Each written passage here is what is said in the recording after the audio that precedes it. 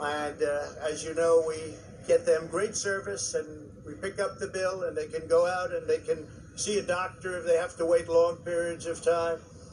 We got it so that we can sadly get rid of people that don't treat our vets properly. We didn't have any of those rights before when I came on, so our vets are happy, our people are happy, our military is thrilled. We also got tax cuts, the largest tax cut and reform in the history of our country by far.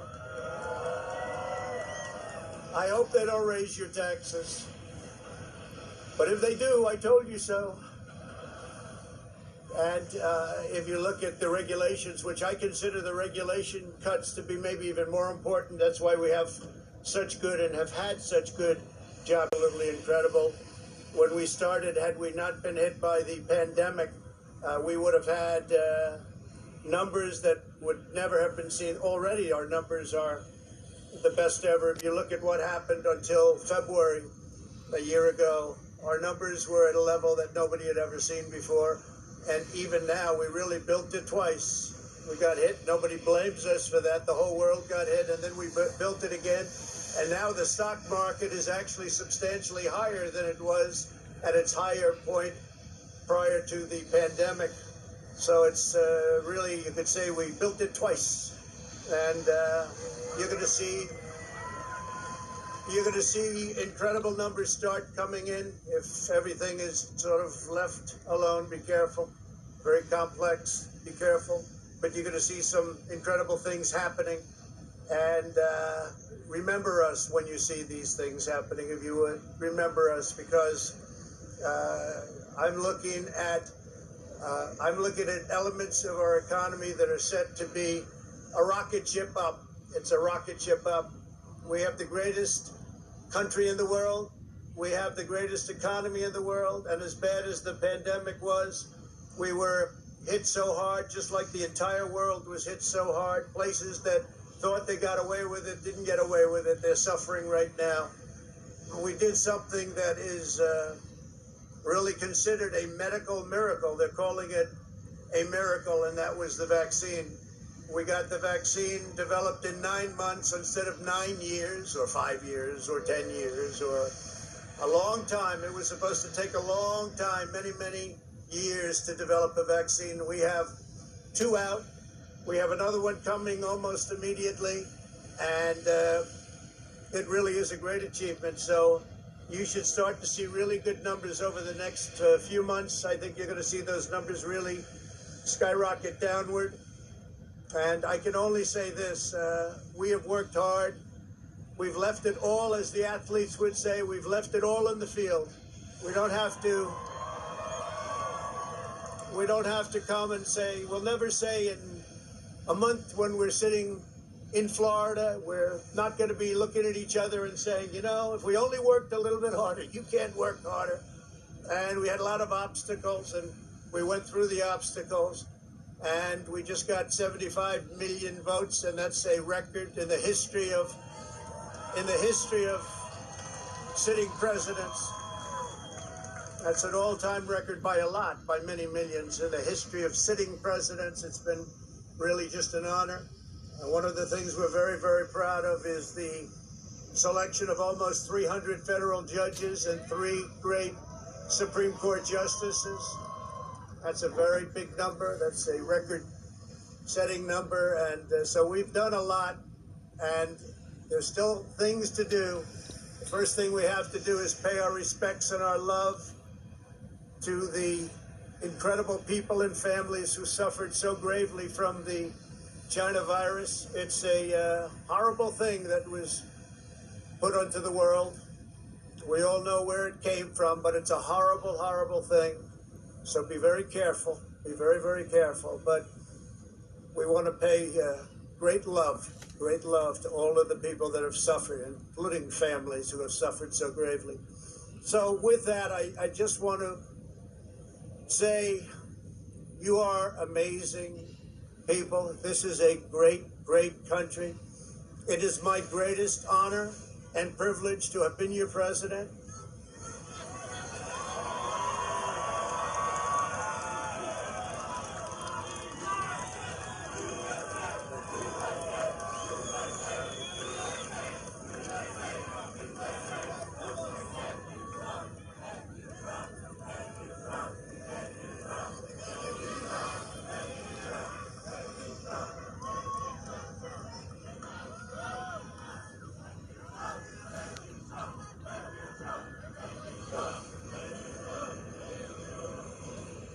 I will always fight for you.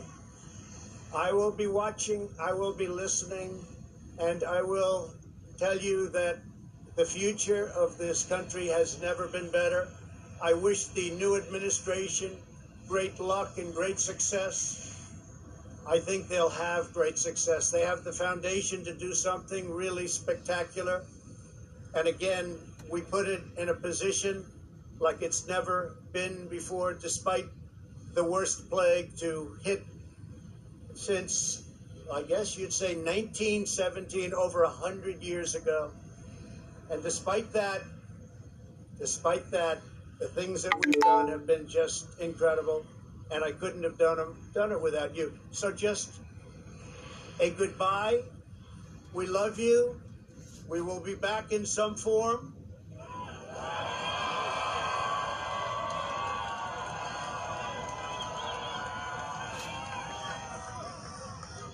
And again, I want to just, in leaving, I want to thank our Vice President, Mike Pence, and Karen. I want to thank Congress, because we really worked well with Congress. At least certain elements of Congress.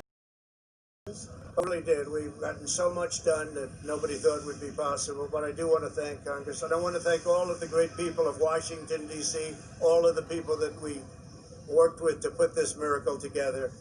So, have a good life. We will see you soon. Thank you. Thank you very much. Thank you very much.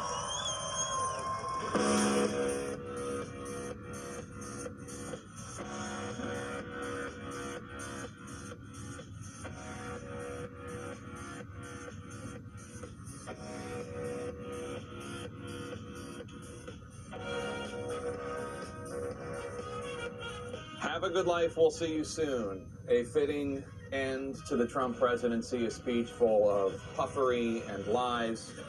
Although, of course, with this president, it always could have been worse. There weren't the worst of his typical lies about the election. He did acknowledge that there is an incoming administration, but we don't have to grade on a curve.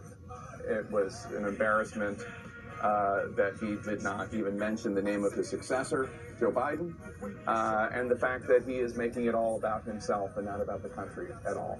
Not at all. And look, this is a president trying to write his own legacy, rewrite his own legacy, put it in the context that he sees it, not in the context of reality. As I was watching, I was thinking, meanwhile, here on planet Earth, here's what's really happening. Not the least of which is on the coronavirus. He talked about the fact that he took credit for the speed of the vaccine. That was the scientists, that was the drug makers who made that happen. And if he's going to talk about the vaccine, how about the fact that the rollout has been a disaster and people aren't getting it the way that they should be getting it? And that is in large part because of his incompetence, and he's ignored the greatest pandemic that we have seen. And that is how he is walking away from this White House, from this presidency, and from the American people. And in fact, he said, as bad as the pandemic was, it's not over. It is. The pandemic is still going on. We hit 400,000 deaths yesterday. He often talks about, or it is often talked about with President Trump, that he believes in the power of, quote, positive thinking. And you can see that in this speech where he pretends as if everything that's happening in this country is in upside down land.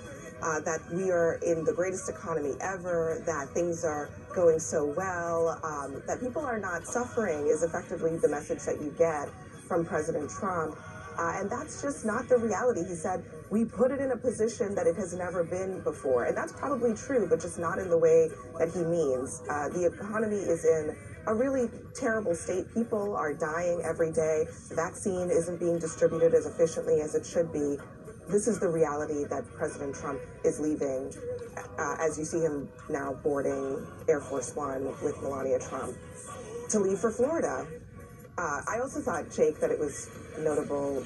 The very first thing he said was to praise his own family, who he put in positions of government power. Another break in tradition, another break in norms in this country. There he is. The 45th President of the United States and First Lady Melania Trump waving goodbye to the country. He leaves with the lowest approval ratings of any president after one term in the history of scientific polling.